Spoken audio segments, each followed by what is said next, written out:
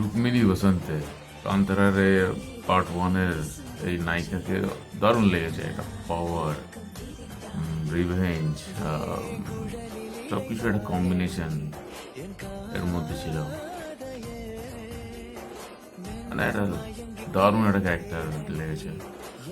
মানে মোদ্দা কথা আছে, এই রূপের ফাঁদে যদি একবার পড়ে যাও তাহলে তো হয়ে গেল। তা অসুর মহান অসুর একটা উক্তি আছে যে তিনি বলে গেছেন যে মেয়েরাই তোমাকে তাদের প্রেমের জালে ফাঁসাবে, কিন্তু সেটা অদৃশ্য, যেটার কোনো প্রমাণ থাকবে না।